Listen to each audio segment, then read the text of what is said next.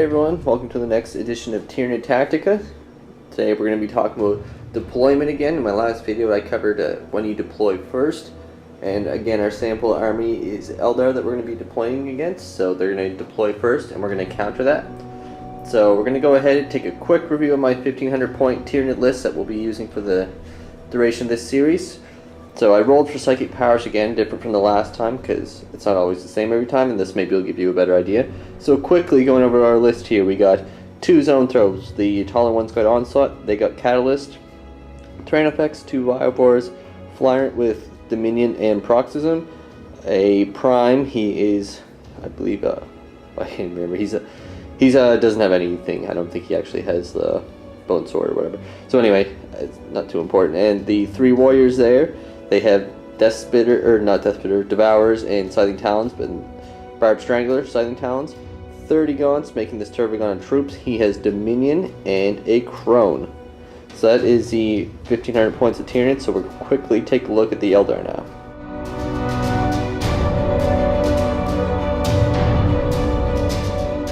Alright everyone, so quickly going over the Eldar list, same as before. We got 10 Dire Avengers, Wave Serpent, it's a Dax Serpent's got scatter lasers, shuriken cannon on the bottom, and we got 6 jet bikes, 2 catapults, or cannons, shuriken cannons that's what they're called, and 10 Dire Avengers. Farseer, Autarch with the fusion gun, laser lance, and the mantle of the Laughing God. A Crimson Hunter Exarch, 6 Rangers, 2 Fire Prisms, and 8 Warp Spotters. There's only 5 there, but they're going to be deep striking, so we'll pretend there is 8. So now let's take a look at the board.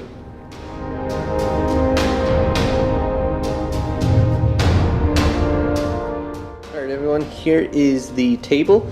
I apologize, it's not the exact same table I had set up for the last video. I had to clean up down here, so I just reset it up. So it's good that we'll get to look at another table, and we'll actually get to see the mindset that at least I go through when looking at a table, knowing that I'm going to be playing second.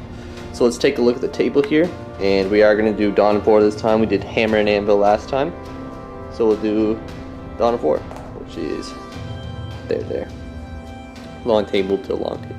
So looking at this table, we can see both sides are kind of even here. We got some fairly big pieces of runes here tied behind. This side I've been a little bit better with the big runes there. Kind of got these to block it out. But this side has a bit more of advantage though, as the openings for the building in the center are here and here, so you can kind of crawl up in there pretty quickly. And also there's the building over here which is facing towards this end. So pretty even board on the overall. So we are going to go ahead and let the Eldar deploy first. And this is me deploying. Corey's not actually here, so may not be the best deployment of the Eldar, but I'm going to deploy them somewhat how I think that they would deploy. So hopefully there's no mistakes, and if you're an Eldar player, don't hate on me. So I'll deploy them, and we'll see how we're going to retaliate with the Tyranids. Alright everyone, so Eldar have deployed over in their zone here. One thing I forgot to mention, I believe in the last video, and also I forgot to mention this earlier in this video, we don't actually have any objectives on the table. We're going to assume we're playing Purge the Alien and just deploying the armies out on here. I am going to do another video in regards to how to play objectives as Tyranids and some good ideas, what units to deploy with them. So that'll probably be the next video in the series. We'll go over objectives and how to best fortify them and how to kind of deploy your forces in regards to objectives. I won't do like deploying first or seconds with objectives because you'll probably get the idea between this video and the other one that I'll do in a bit. So taking a look at the Eldar deployment. So looking at the line here, we got the jet bike unit here to hold this flank. I put the Farseer with them so he's close to the prison there because generally he will have some buffing power of some sort. So I stuck him there to go with this guy here so he can kind of buff them or buff them.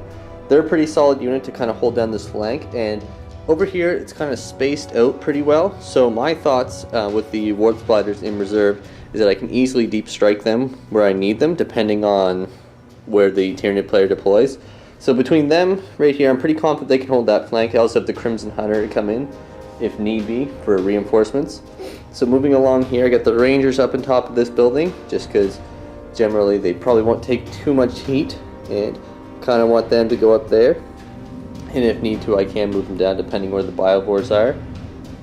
And over here.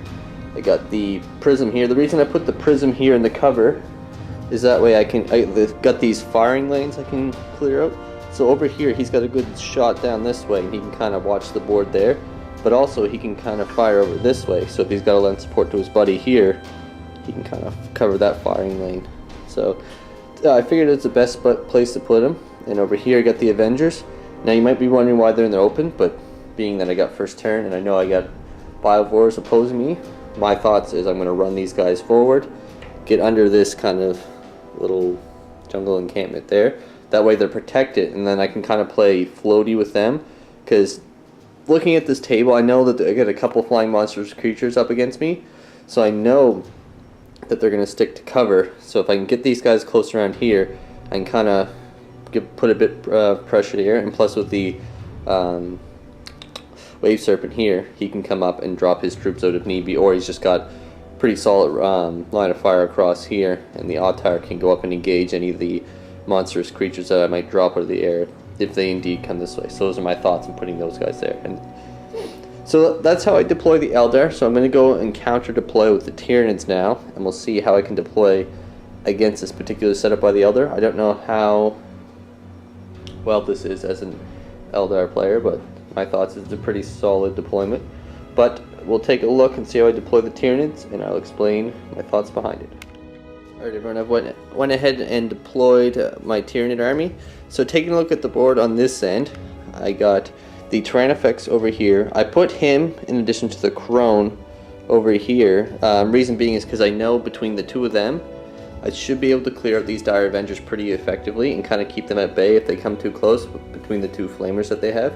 And also too, this building here was the best place to keep the Crone safe. Kind of no matter where the Wave Serpent goes, this guy's going to get his cover save in addition to any of the sniper fire and the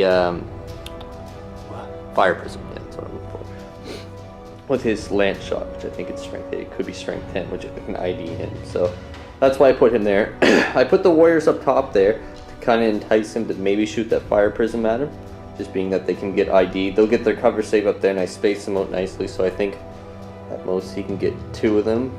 And then plus I got the cover save there, because really against this army here, if he's shooting at them instead of my big guys, a little bit better, because I'm pretty solid for Synapse, because I got the zone throps here. I placed the taller zone throps here just between their large blasts and giving onslaught to either the Tyrannofex or Crone, depending on where the Dire Avengers go. So it's kind of my plan in regards to that, and hoping that they could do something with that. And also too, the Crone has his Vector Strike, so he's got solid targets over here. Got the Autarch back there, and the Fire Prism. Now depending on who goes where, I definitely use the Crone to Vector Strike at the Autarch, who I don't think has an invul, or maybe he has a 4-up, I can't remember. Yeah, I think it's a 4-up anyway. So as he fails one of those, he's dead due to its being strength 8. So I can instant kill him and he doesn't get his 2-up rerollable. So it's pretty solid having the Crone over here. I know it's kind of risky and there's a lot of stuff that can ground him or take him down easy, but I'm hoping with between the Tyrannofex and the Biovores here as well, because it's the best place to keep them protected, that they'll be given some issues with target priority, or if he does focus down the Crone, my Tyrannofex and Zone Throps can blast something else away. So moving over here, I kept these guys here in the middle because they're kind of, my thoughts were to give Feel No Pain to the Tervigon, which in reality I should have put them over here close to the Flyrant a bit more. Yeah, it's kind of foolish, but the reason I did that too is I want to ensure that the Tervigon doesn't die, because I also forgot to mention earlier that I have Hive Commander with the Tyrant. So I got my big blob of 30 Gaunts and the Prime are going to outflank. So really either side of the board they come in here is kind of good. So if I come in here, I'll be getting rear shots on probably the Wave Serpent, who will generally stay in this area, or it's a ton of shots to dump into even the Flyer if it comes on over here. If the blob comes over here, they can just easily overwhelm these jet bikes. Hopefully, that volume of shots, I should at least take down half the squad. And I brought the Flyrant over here as well, because my goal with him would be to just kind of send him up and harass the squad. Between all the shots he has, he should be able to clear a few of them out, and shouldn't have too much issues. And then I'd send this Tervigon up this way, making for the cover, and probably spawn some Gaunts and just kind of overwhelm this side of the board. I would really hope to outflank the Gaunts onto this side to kind of put pressure, but depending how the game played out, might be better to have him over there. But yeah, so the Zoanthrop's there with a Catalyst to give to him. So I think the Flyrant should be pretty safe here. The only really people who can shoot at him, the Rangers can't really see him. If you actually get down and have a look, only 1 or 2 of them can, and I'm not too worried. And he's behind the runes for both the jet bikes and the prism. So he's pretty well protected against most things. The only really thing that can get him is the, what are they called? Cannons, the shuriken cannons. And even then, all them firing into him, he should realistically only lose maybe a wound or 2, but as long as he stays alive, and even my next turn with him flying up and the Gaunts coming out at them, as long as they don't get away too far, be good. Or I could even fly him off the board if need be. But so yeah, that's how I deployed the Tyranids against the Eldar. I know they're a fast army, so that's why I kind of spread out, because I want to kind of force him into a certain spot where I can kind of close in, especially with the outflanking Termagants to come in. That's 30 fleshbore shots. I know it's only Termagants shooting, but realistically they should be able to do a bit of damage to one of these guys, or if they're lucky, strip a hull point off the flyer, or depending on what, it really depends how the game played out.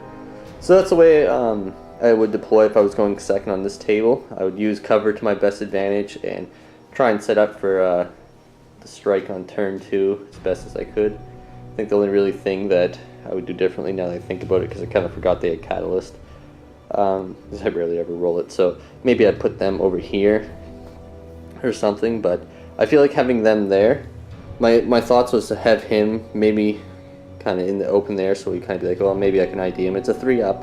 It's kind of a safe bet to make, and even still, if one dies, the big thing with these guys is that the fact they have Catalyst, I really wasn't going to rely on their Warp Blasts or Warp Lance too much. So even if one died, I still got the Catalyst. So maybe I'd entice him to do that. Really would depend on how the game played out. So that's the way I deployed going second. So hope you enjoyed this. If you have any questions about what I did here, any comments about anything, toss them in the comment section. Or if you have any other questions or video requests, shoot me a message here just to our YouTube account. So thanks for watching. Stay tuned for the next video, which we're going to go over objectives. Just kind of how to play in regards to the objectives and who to deploy where, and who's kind of the roles you can use for like sitting on objectives. And I'll show you kind of where I place the objectives, and we'll probably use this table again unless it gets changed up. I don't have time to do the next one. So stay tuned for more videos. Astra Militarum coming at you soon. Definitely be some Tactica videos dropping. Scored's just pondering over the new codex, and hopefully too, if I'm get around to it, I got a bunch of new Tyranids on the way. Zoanthropes, Carnifex, and my last Biowar to add in there. So I got a bunch of Tyranids on the way, and yeah, so stay tuned for more, and hopefully some new terrain as that's what I was getting to mention. So happy Wargaming, subscribe, and like and share our videos.